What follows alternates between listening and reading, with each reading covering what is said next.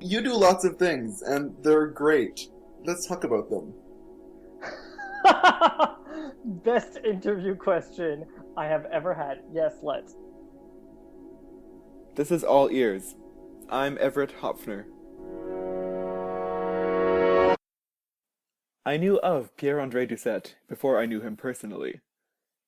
The music world is very small, and when you paddle in a specific subset of that world, in this case contemporary Canadian piano music, that world gets even smaller.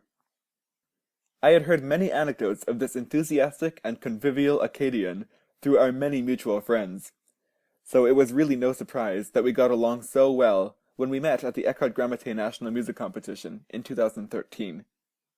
Pierre resides in Montreal, where he is completing doctoral studies and is active as a versatile pianist and vocal coach. Beyond his musical abilities, Pierre is an accomplished author of poetry and short fiction. Here's our conversation.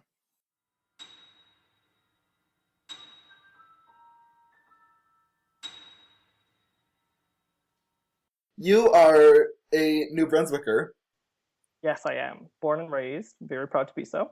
and you're now in Montreal. And I'm now in Montreal. I've been based in Montreal for this is my 8th year actually. Since I've moved to Montreal, maybe cumulatively, I've been here maybe 5 out of those 8 years. Because I travel a lot, especially in the past couple of years. I've really been outside of the city a lot. And even when I first moved to Montreal, I felt I'm from a smaller city, so I felt a little bit that I didn't want to lose that connection with where I was from. And I'm also very close to my family, so I went back often to visit and to spend half the summer or whatnot. So yeah, but now Montreal is sort of home base, um, and it will be so, I guess, for the next little while. Well, we're not diviners; we don't really know what's going to happen, but hopefully, I'll be here for another little while, Uh-huh. I guess. Yeah, I'm finishing up my doctorate next year, so at least for another 18 months. Let's talk about home since you brought that up. Uh, Mm. you and I are both from centers that maybe are not considered, cultural mega centers of Canada. But it seems like, I mean, you mentioned going home fairly often and you want to stay in touch with your home community, but it seems like beyond that, you've also done quite a bit to bring some of your knowledge and your experience in the arts back to your community as well. Yes, well, I've been fortunate enough to be able to contribute to the cultural life from where I'm from. There is still a fair amount of cultural activity going on in Moncton. I mean, for the Maritimes, it's sort of a cultural hub, especially when you think of the presence of a lot of Acadian artists who live in the Greater Moncton area. There's really a flourishing cultural life. But yeah, I sort of lucked out. It was 3 years ago, I think, that one of the long-standing music series in my region, the artistic director was retiring, and nobody was really willing to take up the work that he was doing because, I mean, I say artistic director. He was the artistic director, the financial director, the general director. Like, he did everything from A to Z. So it was a monumental task, and no one really wanted to take that up. But it's a wonderful series that had been running for over 30 years. It takes place in this small historic church. It's actually the oldest freestanding or still standing Acadian historic church. So it's all made of wood. The acoustics are phenomenal. Like, it's one of the best spaces I've ever played in. And we really didn't want to let that die. So a pianist colleague of mine who's also from the region, we got together and we took that over. But it's so interesting to be on the other side of the table, or the on the other side of the computer or the phone. So when you're getting submissions from people, and you're dealing with moving instruments and tuning instruments and publicity and sponsorship and all sorts of things. So you really get to see the nitty gritty of what goes into setting up a performing arts series and setting up a concert. Is your artistic co-director based in Moncton? Do you have somebody local, or is he also in Montreal? He's also based in Montreal. He was based in Moncton for a few years when that's almost 10 years ago, when he replaced at the University of Moncton. And actually, he ended up teaching me that year that he was there. So it's funny to be working with him as well in a relationship of equals now, and both running a series and discovering our strengths and our weaknesses and how we can work that together. It's funny how once you're sort of in the music world, like you're actually gigging and working and sort of making your place. Well, a lot of people that for years you've idolized as mentors and as these high ups that you never think you'd get to their level, all of a sudden they're your colleagues, and you're pulling your weight to keep up and to match that level, and to be like, all right, like it's big boy world now, and it can't be, oh, in 2-3 years I'll be better. And no, you take your things and you bring them to the table. Yeah, Pierre, you just mentioned briefly some of the traveling you've been doing. Just looking at your calendar in the past little while, I see multiple trips to Europe. You've been to Africa, Hawaii, around Canada, around the States. It seems like the odds are pretty good that you found yourself with some really neat performance experiences. Well, the travel does not imply always perfect conditions and always being in top shape. Um, the travel does tend to actually take the wind out of you a lot, and to um, prepare you to play with a lot less energy and a lot less focus than you're used to. Um, but yeah, the schedule has been pretty packed, and it's been a signifier that I guess things in general are sort of lining up for me. And I generally seem to be on top of my game. Yeah, that's interesting what you say about being on your game in spite of the traveling.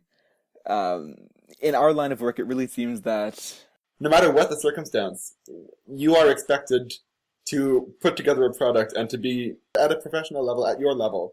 And of course, there's going to be some degree of um, variation from one performance to another. You're not always going to hit your very, very highest level, but the audience that is paid to show up doesn't care if your plane was delayed and doesn't care if you had a crying baby behind you on the flight all the way over. They have paid money to come and see you, and you're putting on a concert. So suck it up, sister, and figure out a way to make it happen.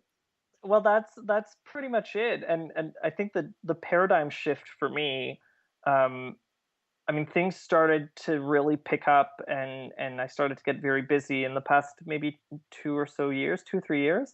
And the real paradigm shift for me was not um, not waiting for my colleagues to await my A game, but deciding myself that I was going to bring the A game every time, because every time counts. You never know who's in the audience. You never know which colleague is going to be running an art series and could hire you for a gig. You never know um, what an audience member is going through either, and how much is riding for them, or how much is invested for them in this performance. So um, yeah, like the moment I decided that I was going to bring my A game every time, and that I was going to stop cutting corners and really bring the best of me to each performance, that's when I felt things started to change.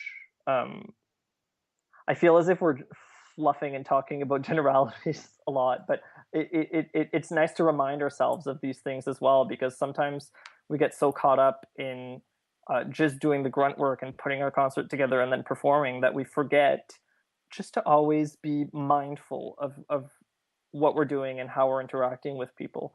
It's funny because it was maybe, I think, another 10 years ago, I went to this a provincial music festival, and our adjudicator started our masterclass, like after everybody had played, started our masterclass with like a speech of some sorts, just like laying down like 10 ground rules, or like 10 pieces of advice she could share with us in how we were going to make it in the music world.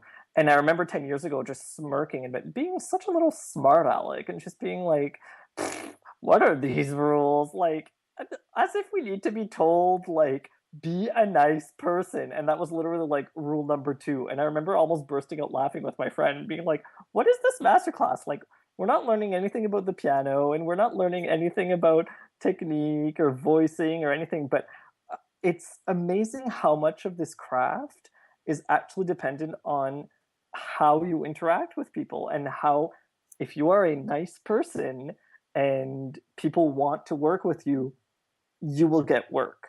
Yes, you have to achieve a certain level, and yes, you have to maintain that level and keep working on your craft and keep playing the best that you can play. But I mean, you can be the best pianist in the world, the best singer in the world, and if you have a crappy attitude, I'm not going to want to work with you. And that holds true to a lot of us. And as musicians, we're a lot more dependent on relationships that we form with people.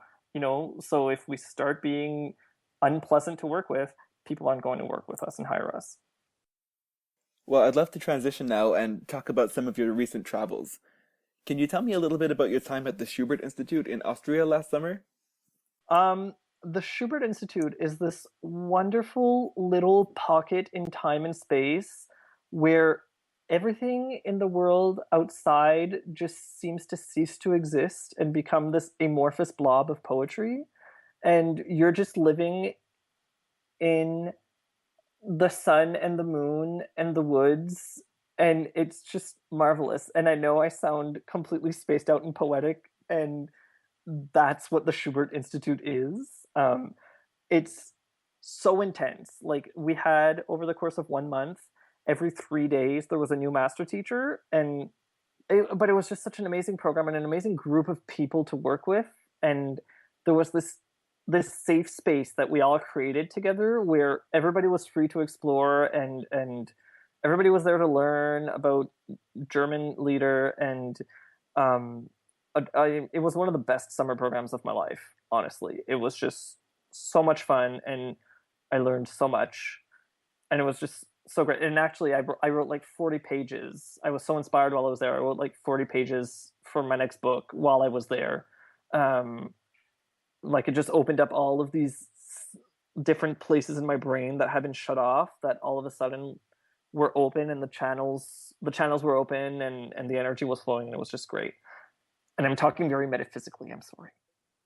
Pierre, you did something really cool this spring, and you went and spent 3 weeks in Africa. Yes. Had you been before? I had gone before. I had been 4 years ago after I finished my bachelor's, I decided that I wanted to take a trip. And my brother is a big, big soccer fan.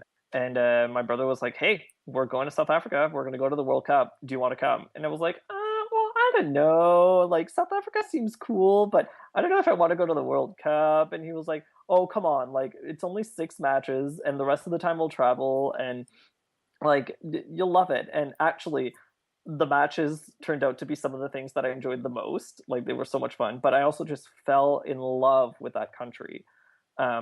It's so rich, like, culturally and socially and naturally. Like, there's, like, the entire world's ecosystems are all found in South Africa. Like, it's just such a beautiful, beautiful country. And I met some great people while I was there, and because of that, I developed an interest in the South African music scene, and how it was to be an artist and to live as a musician there. And actually, before I had gone to South Africa, I had played a piece with a chamber music quartet by this South African composer. And so I became interested in his work and decided to write my doctoral thesis on his piano works. And this spring, I was lucky enough to be able to go back to South Africa and interview him in view of my thesis. And I performed a little bit. I performed in Johannesburg and in Durban. Who is him? Oh, Hendrik Hofmeyer. He's this brilliant composer who is based at the University of Cape Town. And so I was lucky enough to go and interview him and spend a week in Cape Town. Pierre, you've been a very active contemporary musician in Canada as well. You've participated in the Eckhart Grammaté competition, as in the piano competition, and also in the voice competition. You've been involved with a number of premieres of new works in Canada from many Canadian composers, and there's a new project that you've just been involved with, so why don't you tell us about that? I would love to. So through the Canadian Piano Competition, which took place last year in BC, in Vancouver, the imposed work was by Jared Miller, who's a composer from BC and who's now in New York and Victoria. I think he splits his time because he's now the new composer in residence at the Victoria Symphony. But he's also finishing up his doctoral degree with Carigliano at Juilliard in New York. And his piece Souvenir d'Europe was the imposed work at the competition, and I just had such a great time working on it. And the result was, I guess, passably successful, because people seemed to like my interpretation of it, including him. And after the competition, I decided to take some of the winnings and commission a piece from him, which I had the pleasure of premiering in January in BC at the Return concert in Vancouver.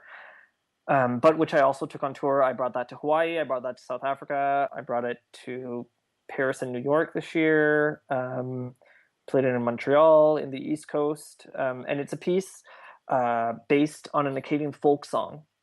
And that was sort of my only criteria in commissioning the piece from him. I was like, I want it to be based on Acadian folk material, because there are so many peoples and ethnic groups whose folklore has been studied and has been sort of immortalized in the classical canon, and none of the Acadian folkloric repertoire had been.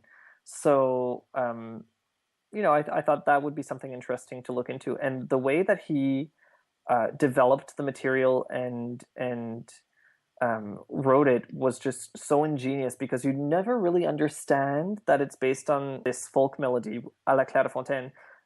You don't understand that it's based on that until the complete end, when it comes together in this like slow choral section with like tinkling bells in the distance, and it's just sort of floating away from you. And what he did with the piece, he's not a programmatic composer in any sense, but he was able to sort of connect with the history of the Acadians, and through the piece and through the use of this folkloric material, sort of give an overview of the Acadian people's history. In that, in the first section, we have this like pastoral, like peaceful scene with like little bells, that slowly morphs into this quite violent and aggressive middle section, which I equate with the Grand Dérangement, the deportation of the Acadians. And then it fades into this like chordal section and the end, which finishes on a sort of ambiguous note, and to me reflects sort of the past 150 years of development of the Acadian people, where it's been starts and stops, and it's been there have been rosy bits and less rosy bits. And so it was such an evocative piece, and I was so happy to be able to premiere it, and that he wrote this for me. And the last time I performed it, I'm going to be performing it again, but the last time I had the pleasure of performing it was in August in Barachois for my music series. And performing that piece for an Acadian audience was just such a trip. I mean, half the audience was like bawling their eyes out. I almost bawled my eyes out. It's fun to find a composer who's able to write in a completely new idiom and with completely new means, but is still able to connect with basic human emotions, and is still able to communicate an effective message. And that's what I love about Jared's music, and I hope to perform a lot more of it in the future. Pierre, it's time for the Mr. Rogers Memorial Fantastic Person of the Week. Can you tell me about somebody who's helped you get where you are today? I mean, I don't want to be cheesy and completely avoid your question and give a pageant answer. But I sort of feel as if this question, for me personally, deserves a pageant answer, because I've had so many people who have had a hand in my relative amount of success. Um, and I mean, I'm so lucky to have the strong network surrounding me that I do, and to have so many people who believe in me and believe in what I'm doing, and don't second guess me. I mean, I have a loving and trusting and devoted boyfriend. I have a wonderful family who never once tried to dissuade me from pursuing music or writing as a career. Um, I mean, all of my teachers have been great and have brought different elements and different approaches that I've really appreciated. I think I should give a particular shout out to my current teacher. I've been with her for 8 years, Maneli Pierre-André, who's at the University of Montreal, and she is just absolutely fabulous. And she saw in a lot of rough, a tiny speck of diamond. And she worked very hard and very patiently at getting rid of a lot of the rough and showing us, or showing the world, this, albeit still pretty tiny diamond. But I mean, she saw something in me when I didn't really have that much to offer, and I owe her a lot. And so I guess I could particularly send a shout out to her.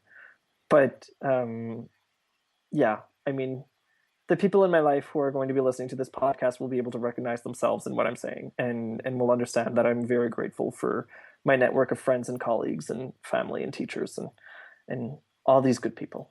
It's very well said. Pageant. World peace.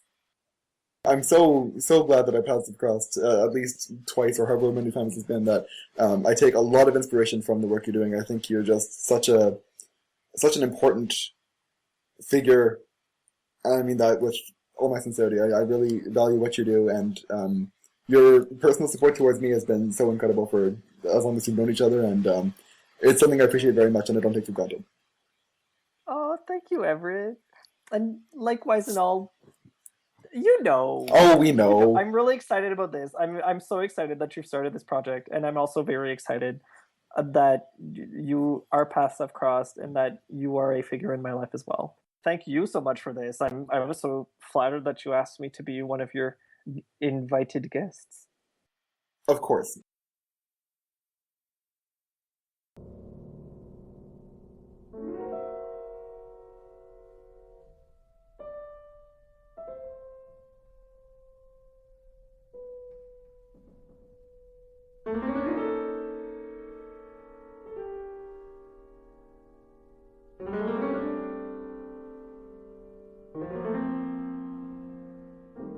That's it for this episode of All Ears.